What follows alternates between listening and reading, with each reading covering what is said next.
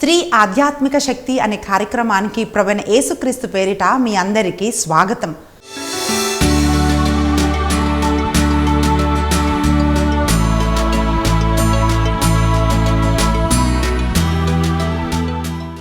పిల్లరా, మలాకి గ్రంథము 2వ అధ్యాయము 14వ వచనాన్ని ఈరోజు మనం ధ్యానిస్తున్నాం. ఆమె నీ సహచరి అయి నీ నిబంధనకు పాత్రురాలు కాదా అని ప్రభు ప్రశ్నించటం మనం చూస్తున్నాం.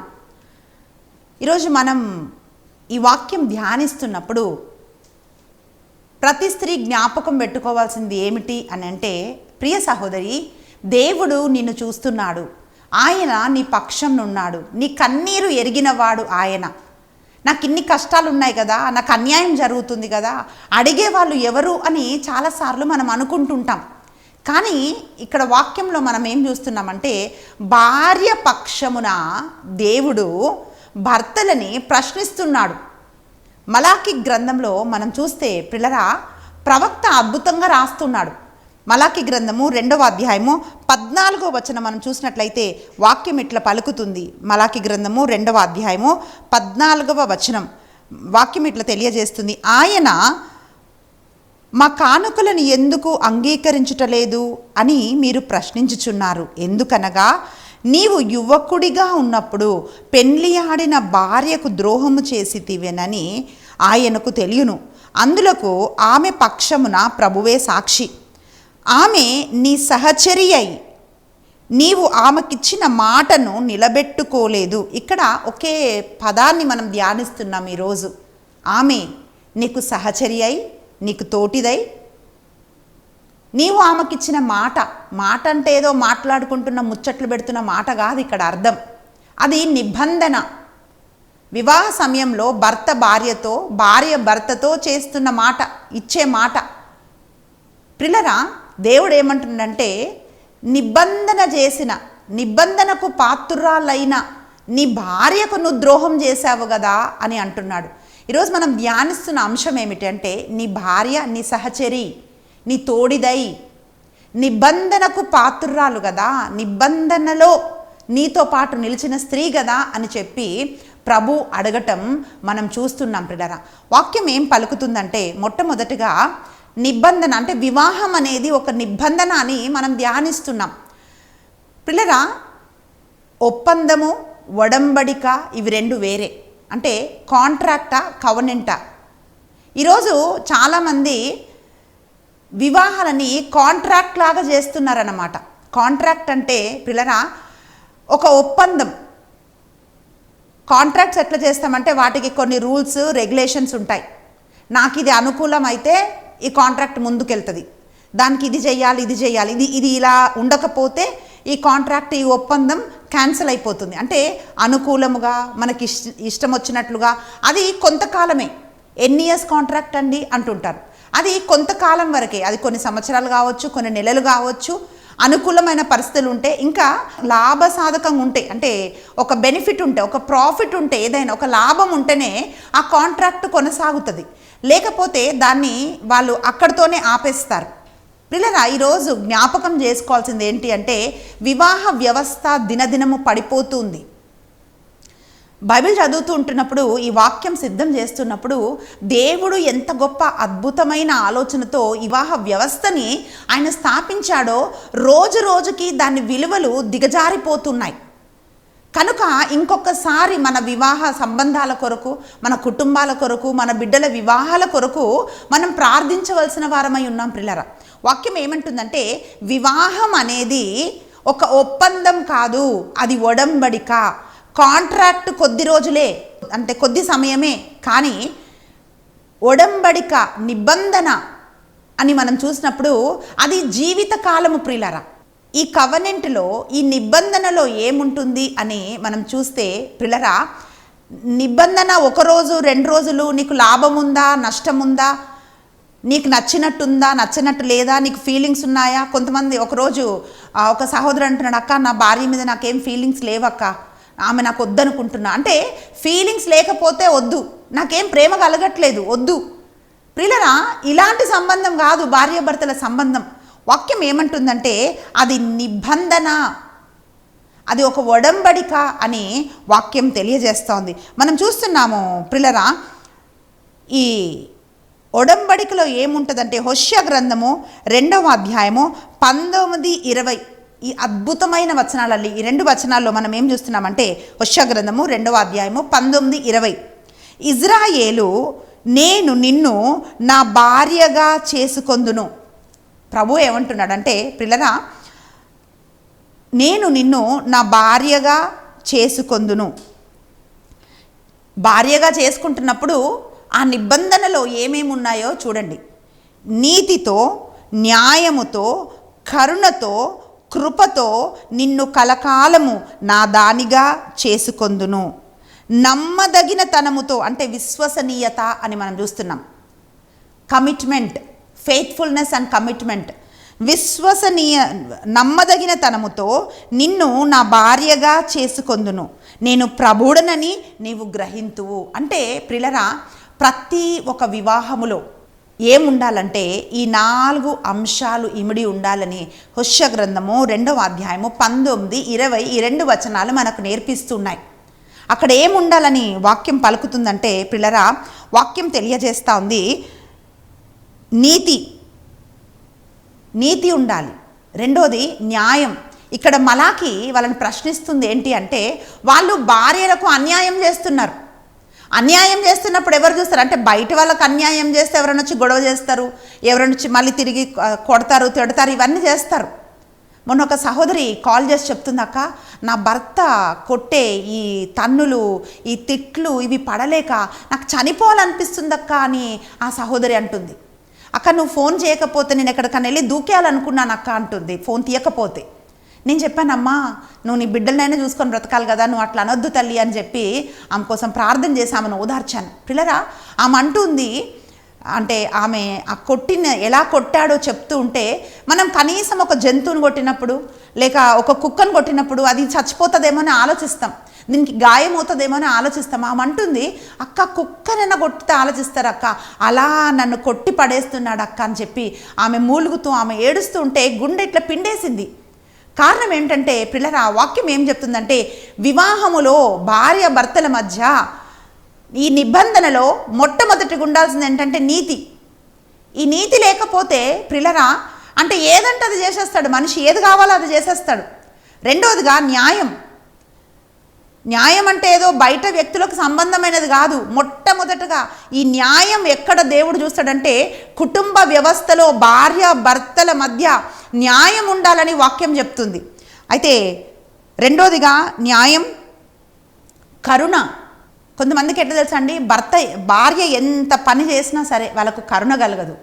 ఆమె ఎంత కష్టపడ్డా సరే ఒక్క అప్రిషియేషన్, ఒక్క మంచి మాట చెప్పరు, కరుణ చూపించరు. అయ్యో తిన్నదా, పాపం ఇంత పని చేస్తుంది కదా, లేక ఇంత కష్టపడుతుంది కదా, అనారోగ్యంతో ఉంది కదా అంటే భార్య బలహీనతను అర్థం చేసుకొని కొంచెం కరుణ చూపించాలి అని ప్రభు చెప్తున్నాడు. ఆయన ఏమంటున్నాడు అంటే, ఇజ్రాయేలుతో అంటే పిల్లరా, ఈ వచనం మనకు ఏం నేర్పిస్తుందంటే, వివాహం ఒక నిబంధన అని మనకు పాత నిబంధనలో మనం చదువుతున్నాం.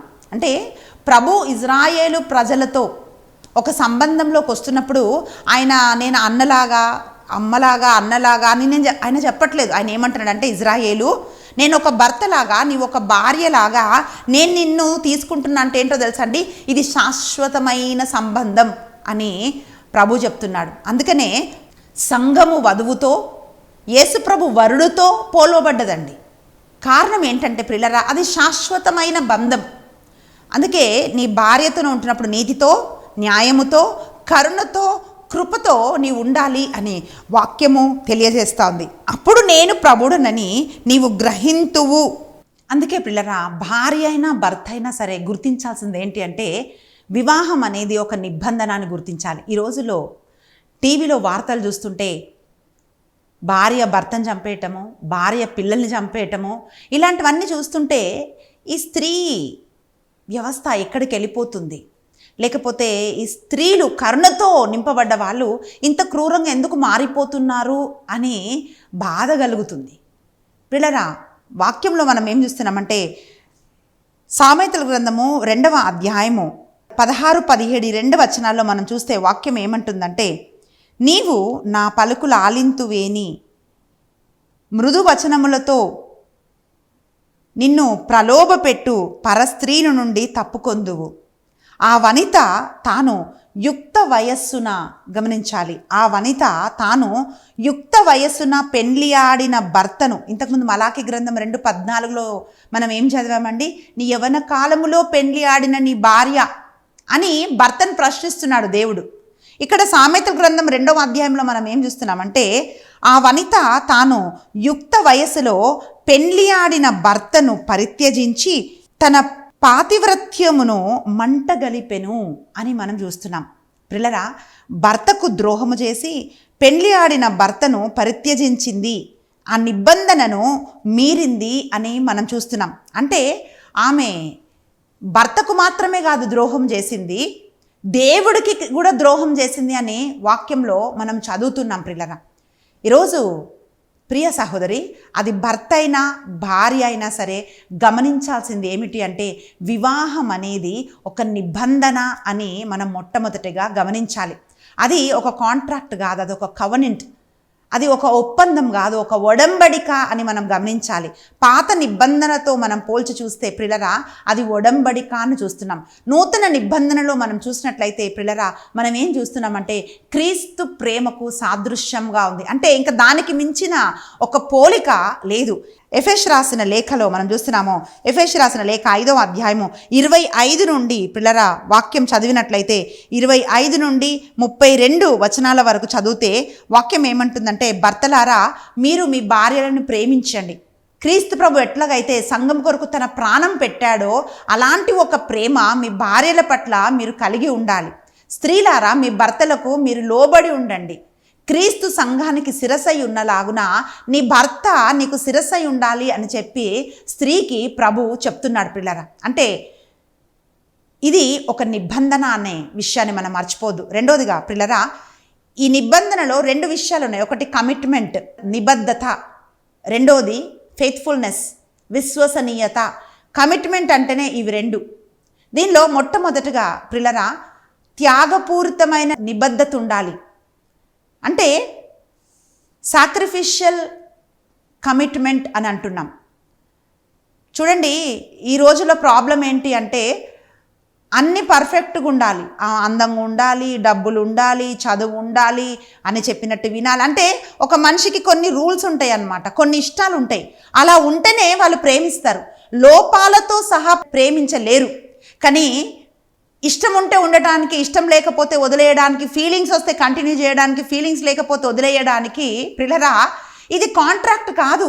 ప్రభు ఏం చెప్తున్నాడంటే ఇది సాక్రిఫిషియల్ కమిట్మెంట్, త్యాగపూరితమైన నిబద్ధత అని అంటుంటే అర్థం ఏంటంటే పిల్లరా, అగాపే ప్రేమతోని, అంటే కొలతలు లేని ప్రేమ, షరతులు లేని ప్రేమతో భార్య భర్తలు ఒకరినొకరు ప్రేమించుకోవాలి అని వాక్యము పలుకుతోంది.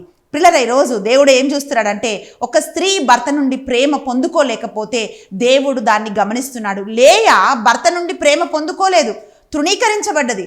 కానీ లేయాని దేవుడు జ్ఞాపకం చేసుకున్నాడు. పిల్లరా, ఈరోజు ప్రియ సహోదరి, నీ లోపాలే నీ భర్త చూస్తున్నాడేమో, నిన్ను ప్రేమించలేకపోతున్నాడేమో, కానీ నిన్ను ప్రేమించే దేవుడు వాటన్నిటిని కూడా గమనిస్తున్నాడు. నేను ఎవరికి చెప్పుకోలేను, నేను దేని త్రూ నేను వెళ్తున్నాను, నాకెవరి ప్రేమ లేదు అని ఏడ్చే భార్యలు ఎంతోమంది ఉన్నారు. ఈరోజు ప్రభు ఏం చెప్తున్నాడు తెలుసా? ప్రియ సహోదరి, నీ పక్షంన దేవుడు ఉన్నాడు, అది ఆయన అర్థం చేసుకుంటున్నాడు. అంటే ఏముంది, అన్నీ తెచ్చి పడేస్తున్నారు కదా, డబ్బులు పెడుతున్నారు కదా, ఇంకేంటి అని కొన్నిసార్లు తల్లిదండ్రులు చెప్తారు. కొంతమంది ఎవరికైనా పెద్దవాళ్ళకు మనం చెప్తున్నప్పుడు నీకేంటి అన్నీ ఉన్నాయి కదా, తిని కాముగుండు అని చెప్తారు.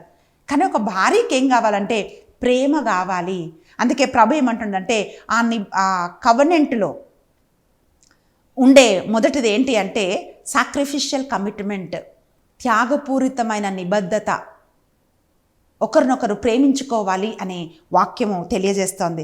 రెండవదిగా మనం చూసినట్లయితే పిల్లరా, పర్మనెంట్ కమిట్మెంట్ అని చూస్తున్నాం. అంటే అది శాశ్వతమైన నిబద్ధత. అంటే ఒక సమయానికి ఉండేది కదా. వాక్యం ఏం పలుకుతుందంటే మత్తయి సువార్త 19వ అధ్యాయం 6వ వచనంలో, దేవుడు జతపరిచిన జంటను మానవ మాతృడు వేరు పరపకూడదు. అంటే దేవుడు ఏదైతే కలగజేశాడో జీవితకాలం అంతా కూడా ఎవరు కూడా ట్రై చేయొద్దు దాన్ని విడగొట్టడానికి అని మనం వాక్యంలో మనం చూస్తున్నాం. ఆదికాండము 2వ అధ్యాయము 18 నుండి 24 వచనాలు చూసినప్పుడు ప్రియులారా, వాక్యం ఏం పలుకుతుంది అనంటే, పురుషుడు తన తల్లిదండ్రులను విడిచిపెట్టి తన భార్యను హత్తుకొని ఉండును, వారిరువురు ఏక శరీరమై ఉంటారు అని మనం చదువుతున్నాం. ఇది 100 సార్లు మనం చదువుతామండి. అయితే దీనికి అర్థం ఏంటంటే ప్రియులరా, ఇది ఒక పర్మనెంట్, శాశ్వతంగా ఒకరొకరు నిబద్ధతతో అంటే కమిట్మెంట్తో ఉండడానికి దేవుడు భార్య భర్తని పిలిచాడు. అది వాళ్ళు ఏక శరీరమై ఉంటారు అని అంటే కేవలం అది శరీరానికి సంబంధమైనది మాత్రమే కాదు.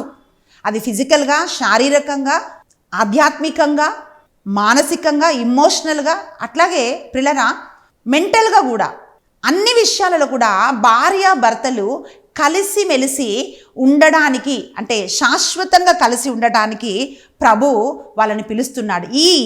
ఈ నిబంధనలో ఇది ఉండాలి అని వాక్యం పలుకుతుంది. ఎందుకంటే ప్రియులారా, ఇప్పుడు చూడండి, ఎవరైనా ఎప్పుడు మనతో ఉంటారు అనంటే మనం దేనికి భయపడం, ఓపెన్గా చెప్తాం. అంటే ఏది జరిగినా సరే వీళ్ళు నన్ను విడిచిపెట్టరు అని ఒక వ్యక్తికి నమ్మకం వచ్చినప్పుడు సంబంధంలో ఓపెన్గా ఉంటారు.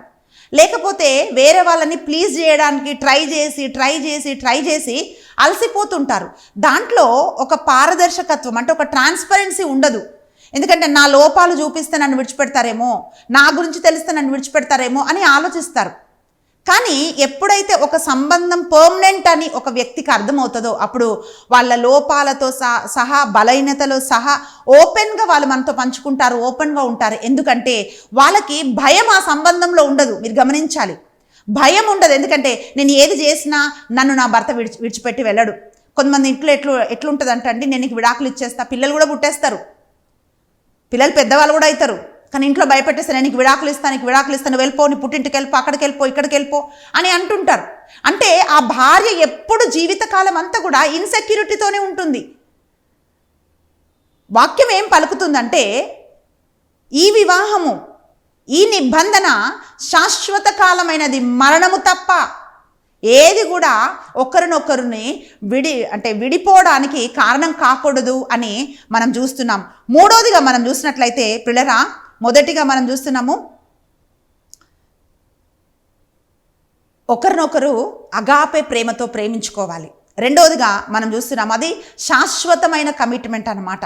మూడోదిగా మనం చూసినట్లయితే ప్రియులారా, అది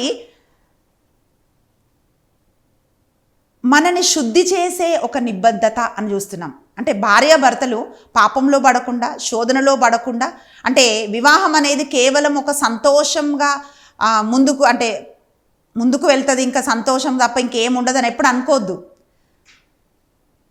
సంతోషం ఉంటుంది, దుఃఖం ఉంటుంది, కొన్నిసార్లు గొడవలు ఉంటాయి, కొన్నిసార్లు మిస్అండర్స్టాండింగ్స్ ఉంటాయి, కొన్నిసార్లు ఒకరినొకరు అర్థం చేసుకుంటారు, ఇంకొన్నిసార్లు ఇట్లాంటి ఒక భర్త లేడు, ఇట్లాంటి ఒక భార్య లేడు అనిపిస్తుంది, కొన్నిసార్లు ఇట్లాంటి భర్త ఎందుకున్నాడు, భార్య ఎందుకుందని అనిపిస్తుంది.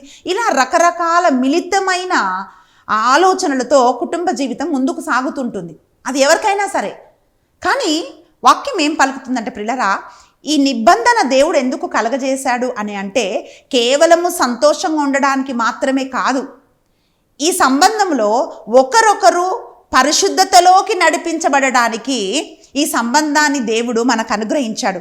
మనం చూస్తున్నాం వాక్యంలో ఎఫెసీ రాసిన లేఖ 5వ అధ్యాయము 25 నుండి 27 వచనాలు మనం చూస్తే వాక్యం ఇట్లా పలుకుతుంది. 25 నుండి 27, భర్తలారా క్రీస్తు శ్రీసభను ఎట్లు ప్రేమించెనో దాని కొరకై తన ప్రాణములు అర్పించెనో మీరును మీ భార్యలను ప్రేమింపుడు.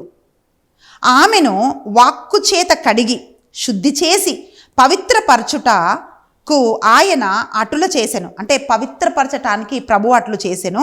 మచ్చ కానీ ముడత కానీ మరి ఏది కానీ లేకుండా ఆమెను తనకు దివ్యముగా సమర్పించుకొనుటకు, ఆమె పవిత్రమగును నిర్దోషిగను యుండుటకును ఆయన అటులు చేసెను. అంటే వాక్యంలో ఏం చూస్తున్నామంటే యేసు ప్రభు సంఘాన్ని మడత కానీ, మచ్చ కానీ, ముడతలు కానీ ఏమీ లేకుండా, ముడత అంటే స్కిన్కు పడే ముడతలు కాదండి ప్రియులారా, ఏ అపవిత్రత, ఏది దేవుడికి చెందనిది ఏది కూడా సంఘంలో ఉండకుండా ప్రభు తన రక్తం ఇచ్చి తన వాక్కు చేత ఎట్లయితే సంఘాన్ని శుద్ధి చేశాడో అలాగే మనం వాక్యంలో ఏం చూస్తున్నామంటే ప్రతి భర్త ప్రతి భార్య ఒకరికొకరు ఎందుకు ఇవ్వబడ్డారు అనంటే ఒకరిని ఒకరు శుద్ధి చేసుకుంటూ ఒకరికి ఒకరు తోడ్పడుతూ ముందుకు నడవాలి అని మనం వాక్యంలో మనం చూస్తున్నాం. సామెతల గ్రంథం 27వ అధ్యాయము 17వ వచనంలో వాక్యం ఏం తెలియజేస్తుందంటే ప్రియులారా, ఇనుము ఇనుముని మెరుగుపెడుతుంది, అంటే షార్ప్ చేస్తుంది. అలాగే ఒక సంబంధం ఇంకొక సంబంధాన్ని మెరుగు చేయాలి, బాగు చేయాలి అనే వాక్యం పలుకుతాంది. అంటే ఒక బలహీనతతో ఒక భర్త ఉంటే ఆ బలహీనత భార్య సరిచేయాలి. భార్యలో ఒక బలహీనత ఉంటే భర్త దాన్ని సరి చేసుకొని ముందుకు నడవాలి అనే వాక్యంలో మనం చూస్తున్నాం. అంటే ఒకరినొకరు శుద్ధి చేసుకొని ముందుకు నడవలసిన వాళ్ళై ఉన్నారు అని వాక్యం పలుకుతాంది. ప్రియులారా, వాక్యం చదువుతూ ఉంటున్నప్పుడు వాక్యానుసారంగా మన కుటుంబాన్ని మనం కట్టుకుంటున్నట్లయితే అప్పుడు మనం ఒకరొకరిని శుద్ధీకరించుకుంటూ ఆ నిబంధనలో మనము ముందుకు సాగగలుగుతాం. చివరిగా మనం చూసినట్లయితే కృప కలిగిన హోషేయ గ్రంథంలో మనం చదివామండి, కరుణ కృప వివాహంలో ఉండాలి అని. అంటే కృప కలిగిన ఒక నిబద్ధత కుటుంబంలో ఉండాలి అని మనం చూస్తున్నాం. ఇదేంటంటే ప్రియులారా, లోపాలని బలహీనతలని వీటన్నిటినీ ఏమి చూడదు. నువ్వు నాకు ఇట్లా చేసావా, నేను కూడా నీకు ఇట్లా చేస్తాను అని చెప్పి ప్రియులారా అలా చెయ్యదు. ఈ సంబంధం కృప కలిగి కరుణ కలిగి ఒకరినొకరు ముందుకు నడిపించుకుంటారంట. నేను ఒక చిన్న ఆర్టికల్ చదివానండి. అంటే ఒక సహోదరి తన సాక్ష్యం రాస్తున్నప్పుడు ఆర్టికల్ నేను చదివాను. అది చదువుతున్నప్పుడు నా కళ్ళలో కన్నీళ్ళు ఆగలేదు ప్రియులారా. ఒక భర్తకి ఆరోగ్యం సరిగా లేకపోతే అన్నీ మర్చిపోతున్నాడు ఏంటి అని చెప్పి హాస్పిటల్కి తీసుకొని వెళ్తే డాక్టర్స్ అల్జైమర్స్ అని డయాగ్నోస్ చేశారు. అంటే అన్నీ మర్చిపోతుంటారు కదండి, అది స్టార్టింగ్ స్టేజ్లో ఉంది అని చెప్పి డాక్టర్స్ డయాగ్నోస్ చేసినప్పుడు ఆ భర్త ఇంటికి వచ్చి ఒక జర్నల్ రాస్తున్నాడు, పర్సనల్ జర్నల్ రాస్తూ ఆయన దాంట్లో కొన్ని విషయాలు రాశాడు. నేను జీవితకాలం అంతా మన వివాహ బంధాన్ని, మన ప్రేమని, మన జ్ఞాపకాలని, నువ్వు నన్ను అంటున్న మాటలని, కొన్నిసార్లు మనం పడుతున్న గొడవలని, మన బిడ్డలని, వీటన్నిటిని కూడా జ్ఞాపకం చేసుకొని జీవితకాలం అంతా నీతో నీ ప్రేమను జ్ఞాపకం చేసుకుంటూ నీకోసమే నేను బ్రతకాలనుకున్నాను, కానీ నన్ను క్షమించు, కొద్ది రోజులైతే నేను ఈ జ్ఞాపకాలన్నీ మర్చిపోతాను, మన బిడ్డలను నేను మర్చిపోతాను, మన సంబంధాన్ని నేను మర్చిపోతాను, నిన్ను కూడా గుర్తుపట్టలేని ఒక స్థితికి నేను వచ్చేస్తానేమో, ఎందుకంటే ఆ వ్యాధి అన్నీ మర్చిపోజేస్తుంది కాబట్టి ఇప్పుడు స్టార్టింగ్ స్టేజ్ కదా, ఇప్పుడు నాకు గుర్తుంది, కానీ రానున్న దినాలలో ఇవన్నీ నాకు ఏమీ గుర్తుండవు కదా, ఐఎమ్ రియల్లీ సారీ అని చెప్పి ఆ భర్త ఒక జర్నల్ని రాసుకొని అది పెట్టినప్పుడు దాన్ని చాలాసేపు కూర్చొని భర్త రాసి అక్కడ పెట్టి భర్త వెళ్ళినప్పుడు నా భర్త ఏం రాశాడో అని చెప్పి ఆ భార్య తీసి అది చదివిందంట. చదివినప్పుడు మొత్తం చదివి భర్త ఏమంటున్నాడంటే, ఐఎమ్ రియల్లీ సారీ, నేను కొద్ది రోజులైతే నువ్వు నాకు ఇచ్చిన ప్రేమను నేను మర్చిపోతా, నేను నిన్ను మర్చిపోతాను, బిడ్డల్ని మర్చిపోతాను కదా, నేను నీకు ద్రోహం చేస్తున్నాను, ఐఎమ్ సారీ అని చెప్పి భర్త రాసినప్పుడు దాని కింద భార్య జవాబుగా ఆయన గుర్తున్నప్పుడే ఆయన అది అంటే ఆయన మర్చిపోతాడు, కానీ అప్పుడు చదవడానికి భార్య ఆ జర్నల్ కింద ఆమె సమాధానం ఇచ్చిందంట. ఆమె రాసిందంట, మీరు వ్యాధితో నన్ను మర్చిపోవచ్చు, బిడ్డల్ని మర్చిపోవచ్చు, మనం కలిసి ఉన్న ఆ సమయాన్ని మర్చిపోవచ్చు, ప్రేమను మర్చిపోవచ్చు, కానీ నేను నీతో చేసిన నిబంధనను నేను గుర్తుపెట్టుకున్నా. నువ్వు నన్ను మర్చిపోవచ్చు, కానీ నేను నిన్నెప్పుడూ మర్చిపోను, నేను ఎప్పుడు నిన్ను ప్రేమిస్తూనే ఉంటాను అని చెప్పి ప్రేమతో నీ భార్య అని ఆమె సంతకం చేసిందంట. ప్రియులారా, కొన్నిసార్లు భర్త ప్రేమించకపోవచ్చు, ఆయన మర్చిపోవచ్చు, కానీ వాక్యం ఏమంటుందో తెలుసా, అది చదువుతున్నప్పుడు కళ్ళల్లో కన్నీళ్ళు ఆగలేదండి. ఈరోజు ప్రియులారా, నిబంధన అంటే సరిగా గ్రహించలేని ఎంతమంది ఉన్నారు. ఎంతమంది ఇల్లీగల్ రిలేషన్షిప్స్లో భార్య కన్నీళ్లు పెడుతున్నా అర్థం చేసుకోకుండా, భర్తను వదిలేసి తిరుగుతూ ఇలా ఎన్నో కుటుంబాలు నాశనం అయిపోతున్నాయి. కానీ నిబంధన అంటే నువ్వు కేవలము నీ భాగస్వామితో మాత్రమే కాదు, నిబంధన మీరినప్పుడు నీ దేవుడికి విరోధంగా కూడా నువ్వు పాపం చేస్తున్నావు. ఆ నిబంధన అంటే అది దేవుడికి ఇస్తున్న మాట అని మర్చిపోతున్నావు. ఆమె అక్కడ రాసింది, నేను నీతో చేసిన కవనెంట్ని, నిబంధనని నేను మర్చిపోలేదు. సదా నిన్ను ప్రేమిస్తా అని చెప్పి భార్య అది రాసింది. అది తర్వాత భర్త మర్చిపోతాడు. కానీ ఆమెను ఏది నడిపించి జీవితకాలం అంతా ఏది ఆమెను నడిపిస్తుంది అంటే ప్రిలరా, ఆమె తన భర్తతో చేసిన నిబంధన. మర్చిపోయి ఒక వ్యాధి ఉంది, కానీ భర్తకి ఆమెను ప్రేమించాలని ఉంది. ఈరోజు ఎంతమంది భర్తలు ప్రేమించగలిగి కూడా ప్రేమించలేకుండా ఉన్నారు? ఎంతమంది భార్యలు నిబంధన చేసి కూడా దాన్ని మర్చిపోతున్నారు? ఈరోజు మనం ప్రార్థన చేయాలి. మలాకి గ్రంథం 2వ అధ్యాయం 14వ వచనంలో మనం చూస్తే వాక్యం ఏం పలుకుతుందంటే, ఆమె నీ తోటిదై నీ సహచరిణి అయి నీ నిబంధనకు పాత్రురాలు కదా. నీవు యవన కాలంలో నీ భర్తతో నువ్వు నిబంధన చేశావు కదా అని సామెతల గ్రంథంలో దేవుడు ప్రశ్నిస్తున్నాడు. కళ్ళు మూసుకుందాం, మనం ప్రార్థన చేస్తాం. ప్రభువా, ఏదైతే నా భర్తతో నేను నిబంధన చేశానో, ఏదైతే నా భార్యతో నేను నిబంధన చేశానో నా తండ్రి, ఆ నిబంధనలో మేము నిలబడి నాయన నీకు ఇచ్చిన మాటను, భాగస్వాములకు ఇచ్చిన మాటను నిలబెట్టుకోవటానికి నువ్వు కృప చూపమని ఈ వాక్యాన్ని చూస్తున్న ప్రతి ఒక్క బిడ్డను, దివ్యవాణి టీవీ ప్రేక్షకులందరినీ కూడా మీరు దీవించి ఆశ్రయించి వాళ్ళ కుటుంబాలలో నిబంధనలో కొనసాగటానికి కావలసిన కృపను కృమ్మరించమని, నీతి, న్యాయము, కరుణ, కృపతో ప్రభువా ఈ సంబంధాలు ముందుకెళ్ళడానికి, నిబంధన కొనసాగించడానికి సహాయం చేయమని యేసు నామంలో ప్రార్థిస్తున్నాం తండ్రి. ఆమేన్. ప్రియులారా, నిబంధనలో మనం కొనసాగటానికి దేవుడు మనకు, మన కుటుంబాలకు కృపను అనుగ్రహించునుగాక. దేవుడు మిమ్మల్ని ప్రేమిస్తున్నాడు. God bless you.